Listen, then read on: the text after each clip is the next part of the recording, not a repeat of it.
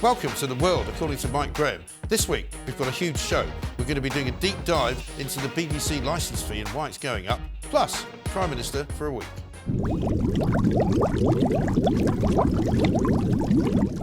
Today's deep dive on The World According to Mike Graham is once again into the BBC, but it's not into the BBC's bias in the news department. It's not into the BBC's horrendous record of human resources or anybody being suspended or leaving or doing anything like that. This is just about the money, about the funding, about the licence fees. The licence fee's going up again by 10 quid to £169.50. So who better to get the lowdown on all of this than the man himself, Ali Ross, Sun's TV critic extraordinaire. Ali, welcome to the show. Lovely to see you again, Mike. Thank you for coming in. The BBC, are they having a laugh? I mean, everybody's complaining that prices of things are going up. Inflation's all right, coming down a bit, but nothing's cheaper this Christmas than it was last Christmas. And they seriously want people to pay effectively 170 quid.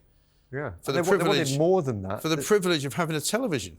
Yeah, this is the thing. And there wouldn't be a problem here if 400,000 viewers hadn't decided to ditch the licence fee. And that's just in the last year, isn't it? Yeah, but it's still the BBC is a behemoth financially. Its annual budget is about £4 billion. Yeah. If you think management alone, this is executives take home £36.3 million. Incredible. And if you want to save money for the BBC without putting your licence fee up, any accountant would look at that and say, right, get rid of half of those. Yeah. And you won't be in the trouble you're in. But it's always there with the begging bowl. And it wouldn't matter quite so much, and we wouldn't resent it if the quality of programmes were there. No, right. But the people who've dropped the payment for the licence fee, if that's 400,000 people, I mean, you're talking about a substantial amount of money, right? You're talking about maybe 650 million? Yeah. Something like that? Yeah. And they've just looked at it and thought, nah. Right. I don't fancy anyone. What was noticeable was when the BBC hit back against this, was say, well, you could lose Attenborough programmes now. Yes. Well, that's absolute nonsense. Right. I'll tell you what we should do. Let's have a look at a couple of adverts that they used to put out there to try and convince you to pay your licence fee. It has come to my attention that to pay one big lump for your telly licence is sometimes not easy. So how about 4 smaller lumps? One big bill equals 4 smaller bills. £19 a quarter for an annual premium. That's the sort of thing that Jimmy Savile used to be used for. Now, I didn't remember that.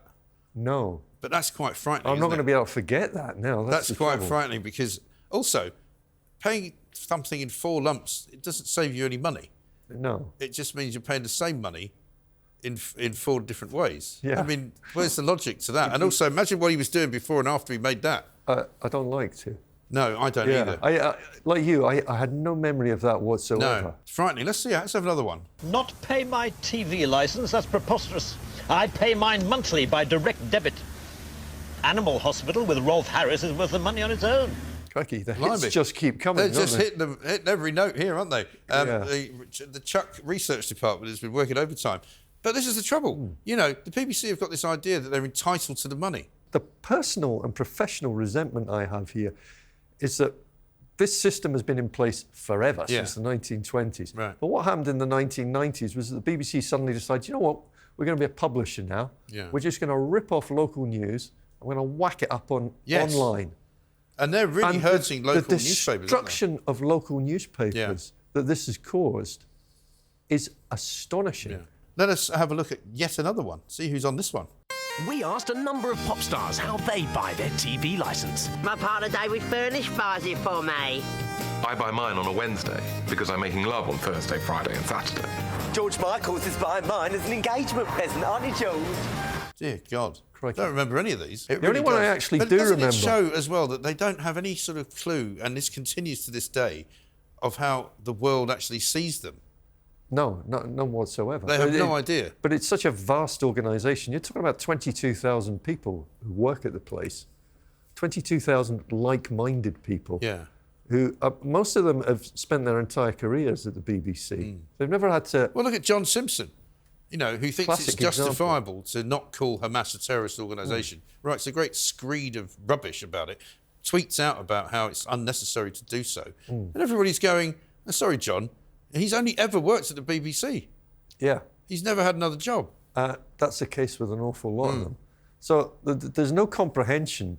I didn't have a business correspondent until this century of how money actually happens, how you create it, how you justify yourself. And in the modern television world, where we pay for streaming services that we want, right. This model of the license fee is completely outdated. It is. But here's the thing, they'll set up inquiries, reviews, and nothing will happen.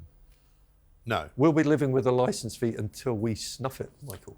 Well, some of us haven't got that long. Well, I don't mean you, I mean me. Well, you know, I've got a gammy leg as well. Yeah. So. I mean, there's an awful lot of people that tell me I've just stopped paying it because I don't watch live TV anymore. And as long as you're watching something on catch-up, one of the things I find astonishing is that they're now actively sort of eating themselves. You can now watch Question Time live as it's being filmed, which is before it's broadcast, technically. Yeah. And that seems to me to be a bit cannibalistic, isn't it?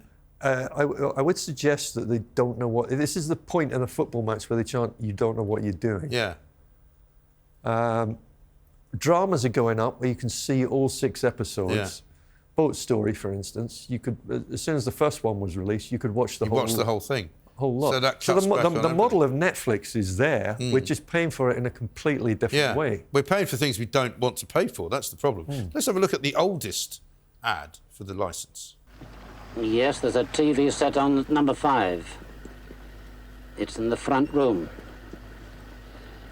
And they're watching Columbo. If you don't have a TV licence, it won't take us long to find you. And that was always cobblers, wasn't it? Yeah, that was a revolving roof rack. Yeah, wasn't it? That's right. I used to see them driving around. Yeah. And people were terrified. They think, crikey, you know, they're going to knock on the door. I think I'm right in saying, though, if they do knock at your door, you can just tell them to push You off. can. They have no right. No legal right at all. They have no right. But that's why it's no accident. The people that get prosecuted tend to be older women who live on their own because they don't know what to do. I think there's one final clip that we've got for you. This one, I'm told, is scary. You can't get away. That gets you in the end.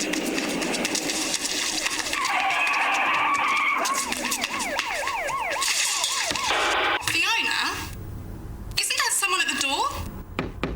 Not having a TV licence is a criminal offence.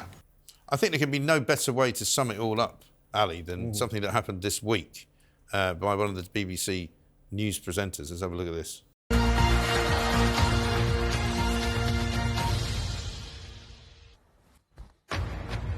Live from London, this is BBC News. Because that's the BBC's sort of sign to everybody who watches, is just that, isn't it? Yeah.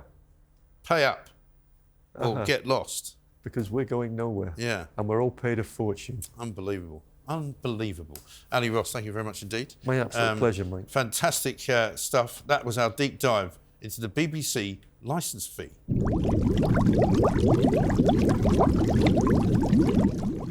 That's the end of part 1 for The World According to Mike Graham. Coming up after the break, though, we're going to have my big apology plus Prime Minister for a week.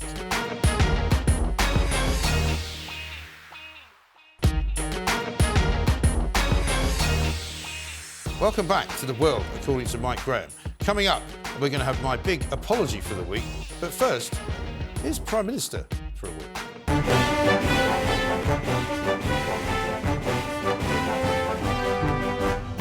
And so now it's time to check in with our panellists for this week. And we've got Rafe Hadel-Mancu from the New Culture Forum and a historian, of course. And Chloe Dobbs is here for the first time. Welcome to both of you. Thank you. Now, the quickfire round here is based upon Liz Truss and how she really didn't actually stay Prime Minister for much more than a week. Felt like a week. I know it was a month. We're not going to nitpick about it. But let's kick things off, Chloe, with your first suggestion. So my first suggestion is that we should completely overhaul the education system. Right. This country is very Just a small suggestion then. Yeah, just a small one. This country is very unproductive, and it seems like across all parties and all over the world, we put education on a pedestal, doing humanities degrees. I actually did a humanities degree myself, so this does sound a bit hypocritical. Yes. But well, you know it from the inside, though. We think that throwing money at education is just going to make people far more productive. That is not the case. No. We need to change the type of education people are doing. Taking people out of the workforce for 3 years to send them to university to go party and write an essay every few months is not going to make them more productive. True. I say we have much more vocational education. Obviously, we've had apprenticeships appear, that's great, but there is quite a stigma against them. It's seen, oh, you were too dumb to do A-levels, so you did an apprenticeship. And they're not given the credit they deserve. But I say we go even further and head towards a system where children are in school doing mostly English and maths until about age 12. Yeah. And then after that, we start giving them vocational education, sort of like mini apprenticeships. So where you they train start... them to actually do things? Yeah, so you can start at age 12, start rotating people through lots of different skills, lots of different industries. And as they start to decide what they like and what they want to focus on, you can narrow that down. Right. Yeah, What do you reckon? Yeah, well, actually, I've just written a chapter in the New Culture Forum's new book out next week on reforming education. Good plug, well done. But yeah, absolutely, I agree with you Everyone go buy entirely. it. You know, I mean, Germany's got a great model. Their vocational courses are extremely highly valued. And of course, the people who get the last laugh are those who went to vocational courses and are now earning great salaries without the 3 or 4 years of debt. But I say we go further. We need to stop calling all those red brick and all those polytechnics that became universities under John Major. They need to be removed from the university system and restored to being back to basic colleges, because there are far too many Mickey Mouse degrees out there. But we also actually do need to make history compulsory to the age of 16 in schools, because kids are leaving school hugely ignorant of history. And as my chapter is entitled, a nation ignorant of history is like a man with no memory. You can't be an engaged citizen if you don't actually know the history of this country. So, Rafe, what's your first one? Well, on day one, standing outside number 10, I will announce a Sir Winston Churchill Day to be a national annual holiday. I like it. Like the Americans have Martin Luther King Jr. Day. It's a chance, actually, for the nation to celebrate the greatest Britain of the 20th century.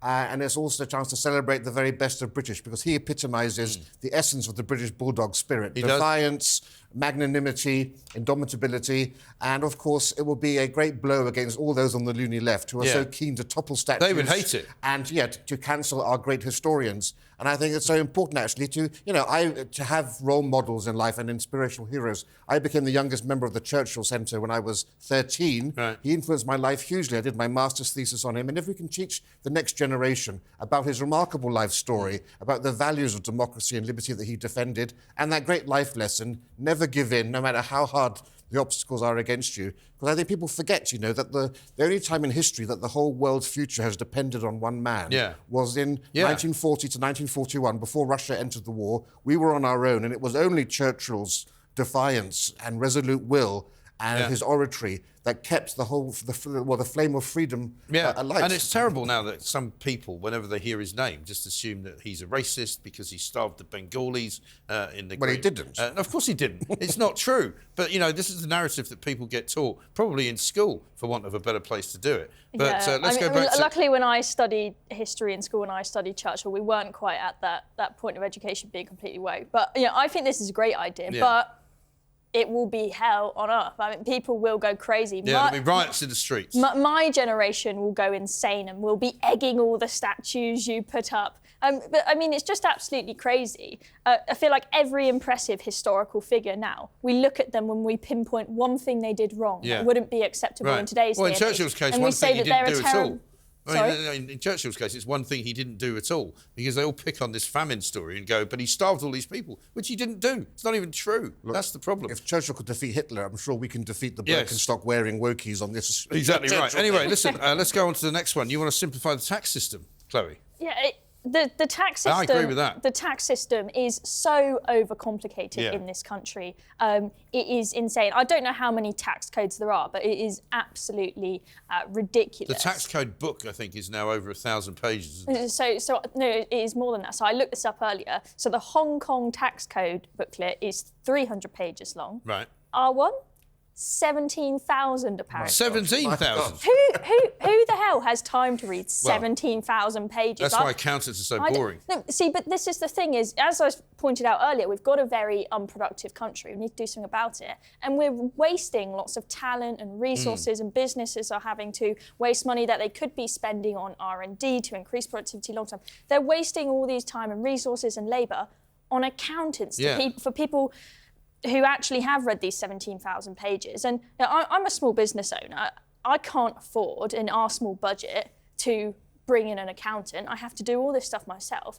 You don't know how many hours I've spent trying to figure out what taxes I have to pay. It's counterproductive, and that's why people get accountants in the end. Yeah, businesses have to pay so many different taxes. One specific thing I wanted to suggest is getting rid of this personal allowance taper that you Yeah. have over 100k. So what happens is that for every £2 that you earn over 100k, they take £1 off your personal allowance. Now the way this works is that between 100 and 125,000 in earnings, you end up paying 60% tax. Yeah. Which means that you have people. So there's no incentive to do it. This is why a lot of doctors Yeah. only work 3 days a week, isn't it? Yeah, Because if they so work more than 3 days a week, the tax that they have to pay on the money extra that they make isn't worth having. It's not worth it. You have to work all these extra Yeah. hours to get such little in return. So Yeah. why would you? So a lot of people who are ambitious, who could go on to add a lot to our economy, they won't take an income rise. No, because it's not They worth won't doing. take the promotion unless it's going to take them up to 150k Yeah. or beyond, because it's just not worth it. Yeah, no, I get that. It's It's a silly. good thing. There's lots of simplifications they could do. Rafe, So much. on to your next one.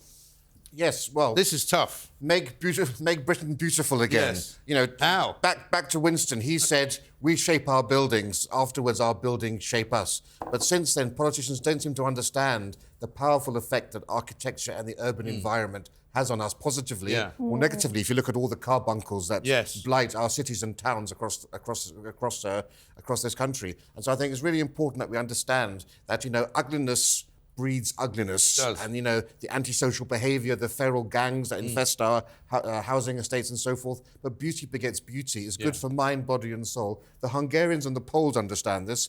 Poland was rebuilt. I mean, Warsaw was rebuilt, the centre, having been demolished completely. Hungary now has a huge plan where they're demolishing all of the post-war communist buildings, many of which we also have here, and restoring those squares and streets to their original glory. And I was just there recently visiting some of them, and they look like they were made by the finest craftsmen of the 19th century. And if only here in our cities we could instill national pride and national identity back into these cities of ours by improving our streets and our squares everywhere that we have them. I think it's so vitally important that we understand the beneficial effects that this has. I mean, I quite like the skyline of London now. The skyline of London is now very different to the one that I saw when I was a young man, because there's a lot more skyscrapers now. I think it looks quite cool. Oh, but I have a problem with that as well, though, because the problem is that's another downside to globalization, because we've internationalized architecture where we're homogenizing the world cities. Whether you're in Asia or Europe, everything now looks There's nothing like unique it's glass, about any it's chrome, building it's steel. Exactly. When tourists go to places, they want to see the German half-timbered houses, the Greek whitewashed. Or the Chinese gabled roofs. Going through Europe now is so much more boring than 30 or 40 years ago, because the buildings all look the same. But there's still plenty of good old buildings in there as well, though. And I'm not one of those who's against modern buildings. I just think, the Shard, I think, is a magnificent-looking structure. The Shard is beautiful, There's the but on the whole, walkie-talkie, modern which looks like a architecture's a bit walkie-talkie. There's the new facial recognition building. I don't know what it's called. The only one I don't like, actually, is the NatWest Tower, which is really ugly and sort of 1980s looking. Oh, there is. I'm not a curmudgeon. There is good modern architecture. Yeah, and you still see absolutely. St Paul's Cathedral. I mean, it still, shines out like a beacon, and it's brilliant. Anyway, we're not going to get the Sphere, though, unfortunately, thanks to Sadiq Khan. We're not going to get a bloody great ball rising up from West Ham's football stadium. So, slow walking. This is a good one, Chloe. Yes, we need to make slow walking illegal. If you get off the tube and there's somebody walking slowly in front of you, can you arrest them? Yes. Good. Absolutely. I'm all for that. I want the coppers out on the streets arresting slow walkers. Good. Now, slow walking, it does not just affect you, it affects everyone around you. Yeah. And we all know that how you start your day has a big impact on the rest of the day. We've all had a day where you've accidentally stubbed your toe in the morning and then the rest of the day's been absolutely rubbish. If you, on your way to work, are angered and unable to get where you can't want. get round people. You can't get round them, and they're just oblivious. They're in their own bubble with no care in the world and no consideration of the people around them who actually need to Especially get the ones on somewhere. their phones. Oh, and with their AirPods in, completely no spatial awareness whatsoever. I can't stand it. So it's making people unproductive. It's making people miserable. You're then going to be rude to everyone else for the rest of the day if you're just angered by slow walkers in the morning. As I've pointed out in all other things, we have an unproductive country. If we could get places quicker, we'd be more productive. Yeah. If you were standing for London Mayor on that, you'd win by a landslide, I can tell you. Absolutely. Londoners in particular would be very, I don't know. I don't want to. very behind I don't want this. to say that she's won it already, but stop training teachers at university departments of education. Yes, we need to change the way that we recruit and train teachers. After immigration, it's the indoctrination of our children that's the most serious issue that we face as a nation. We have the most radically left-wing youth of all time. And unlike previous generations, they're not becoming conservative as they grow older. No. Which, we're going to have a dystopian future. They're out in now about 20 becoming or 30 barristers, years' aren't they? time. Yeah, but there's no coincidence that they're being trained by the most radically left-wing teaching profession, with 90% voting for left-wing parties. So we need to bring more conservative or right-wingers into teaching to balance out the imbalance. That means bringing people from the armed forces, for example. When you leave the armed forces, come into teaching. There's already a scheme for that. Expand that beyond there. But also, we need to stop universities training teachers. These departments of education, or woke madrasas as I call them, they are the Death Star of cultural Marxism. And if you destroy them, then there's a chance that we can actually turn back the tide on woke ideology. Yes. I think it's all brilliant. Well, listen, you've both got some brilliant ideas. My worry for Rafe is that if you got in, you would be a kind of Liz Truss-esque Prime Minister, because there'd be a massive rebellion immediately by the left, which I would welcome, because we can take them all on in clear sight. The people are on our side. Come on, Mike. I think a lot of the people are, but common sense revolution. But the wokists won't be on your side, and so you might have to beat them back with some kind of barrage of water cannon and all the rest of it. So for the sake of the quiet of the country, I'm going to give it to Chloe, only because you won it with the stop slow walking stuff. I mean, the tax thing's good, but it's too difficult to explain. And Winston Churchill Day, maybe you could convince him to come in and be your foreign secretary or something, and get your Winston Churchill Day going. But yeah, slow walking illegal, I think, is definitely a winner. Yeah, hopefully that policy would mean that I last longer than a lettuce in office. Well, if you walk really slowly round Downing Street, I suppose you could feel like you were there longer than you actually were. But that's another story. Anyway, good to see you both. Thank you very much indeed. Prime Minister for the week this week is Chloe Dobbs. This is, of course, The World According to Mike Graham. More coming up.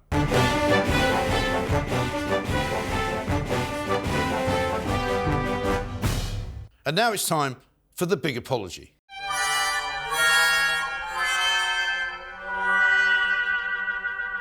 Now, there was a time when barristers in this land used to put on a wig and a gown, wander into the High Court, and be incredibly sort of stiff, upper-lipped, and very British. And usually they were quite right-wing and certainly conservative.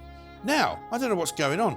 We watched this guy, Hugo Keith, at the COVID inquiry, who seems to delight in making flamboyant statements and seems to delight in trying to humiliate people, except he's not humiliating people from the working classes. He's having a go at politicians, particularly Tory politicians. This week, particularly Boris Johnson.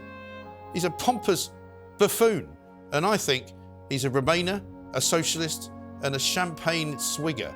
So for me, I was going to say sorry to some barristers, but not today, not this week, not anymore. I'm not sorry.